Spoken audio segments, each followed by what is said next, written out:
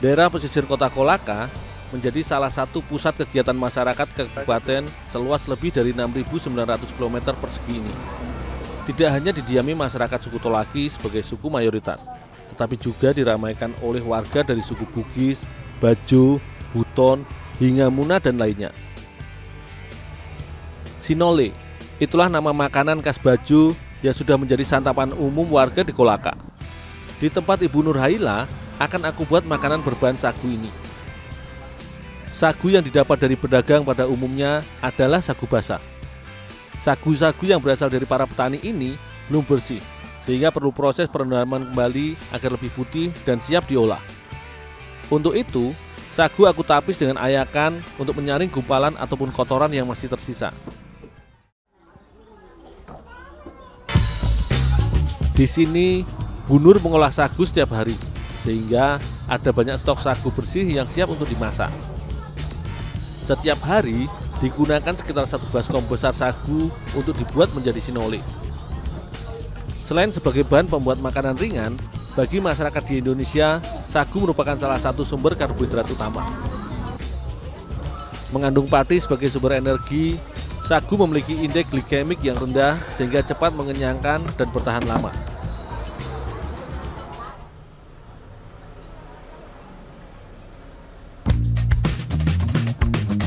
Setelah didiamkan beberapa saat, sagu bersih selanjutnya ditapis kembali. Jika penapisan pertama ditujukan untuk membuang kotorannya, maka tapisan kedua ini dimaksudkan untuk menghaluskan tekstur sagu yang masih menggumpal sehingga dihasilkan tekstur sagu berbentuk tepung.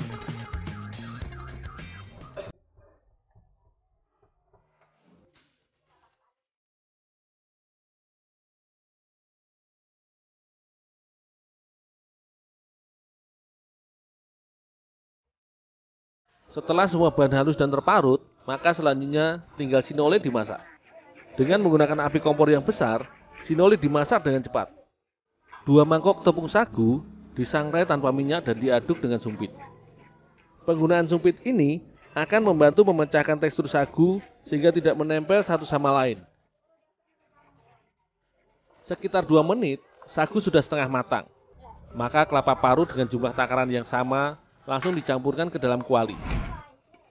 Karena sagu sudah setengah matang, maka aku mengganti sumpit dengan sutil biasa dan tempurung kelapa. Jika sutil aku gunakan untuk membolak-balik campuran kedua bahan sinole, maka batok kelapa akan memadatkan adonan sehingga sagu dan kelapa parut bisa menyatu. Jika adonan sinole sudah bersatu dan menjadi padat, adonan sudah bisa diangkat. Sinole tidak perlu dimasak sampai berwarna kecoklatan, karena akan membuat teksturnya menjadi keras.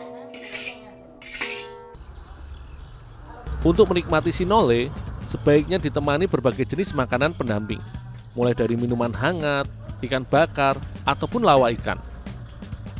Lawa ikan merupakan ikan segar mentah yang dicampur dengan rempah asam dan juga kelapa sangrai tumbuk. Sebelumnya, ikan sarden kecil dibersihkan terlebih dahulu. Ikan yang digunakan haruslah ikan segar yang baru ditangkap tidak lebih dari 24 jam.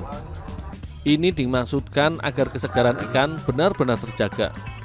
Semakin lama ikan mati dan dibiarkan pada suhu ruangan, maka akan semakin banyak bakteri yang berkembang di dalam tubuh ikan.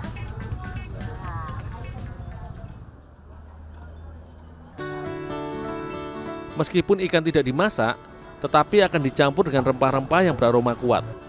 Mulai dari jeruk nipis yang diperas airnya yang berguna untuk menghilangkan bau amis ikan.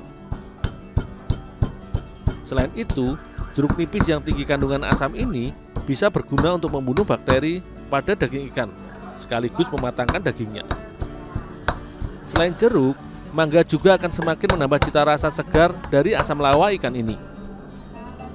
Agar mudah dicampur dengan bahan lainnya, mangga mentah ini diparut halus.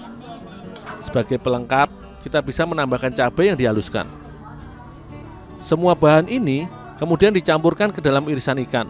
Mulai dari cabai, mangga parut, dan air perasan jeruk, diaduk bersama sampai semua bumbu meresap ke daging ikan.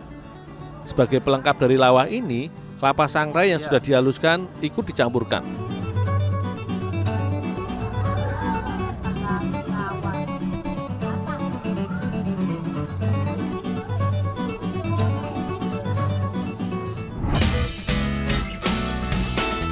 Berjarak sekitar setengah mil dari pantai desa Labuan Peropa, perairan Teluk Kendari, menjadi lokasi aku dan Pak Hansir untuk mencari lauk makan hari ini.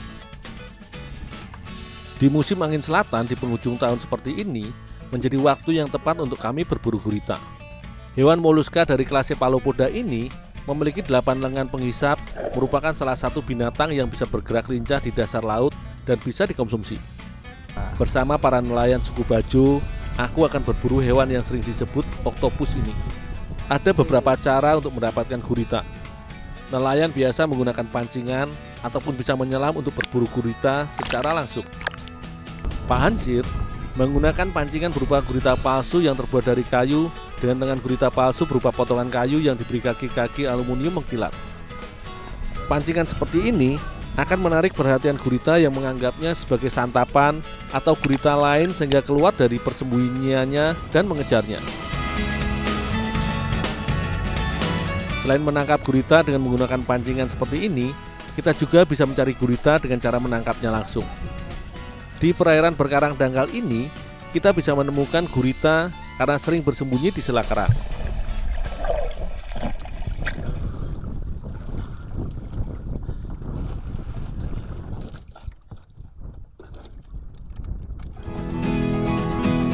Gurita yang sudah kami dapat, selanjutnya akan segera dimasak menjadi makanan khas masyarakat Buton di Kendari. Sebelum dimasak, gurita dibersihkan terlebih dahulu. Bagian kantong tinta dan kotoran yang berada di bagian tengah pertemuan antara tentakelnya harus dibersihkan. Beberapa masyarakat terkadang tidak membuang tintanya karena akan menggunakan sebagai pewarna alami pada masakan. Selanjutnya, gurita dicuci bersih untuk membuang sisa tinta atau lendir yang masih menempel.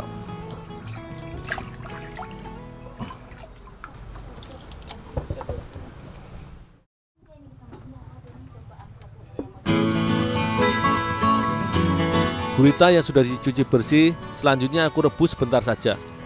Gurita dimasukkan utuh ke dalam panci rebus yang airnya sudah mendidih sampai semua bagian tubuhnya terendam.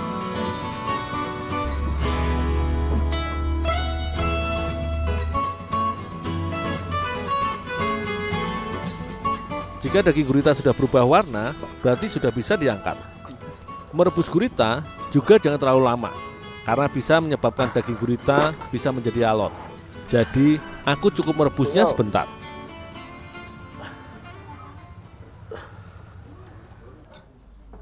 Untuk dimasak menjadi gulai kolak, gurita rebus aku potong-potong menjadi ukuran lebih kecil, agar lebih mudah untuk dinikmati nantinya. Pemotongan juga dimaksudkan agar gurita lebih mudah dicampur dan dimasak dengan beragam bumbu lainnya.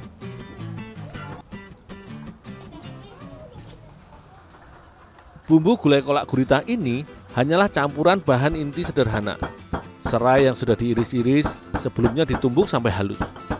Serai mengandung minyak esensial dan antimikroba yang bisa memberikan aroma khas dan membantu menghilangkan bau amis dari gurita ataupun bahan masakan laut lainnya.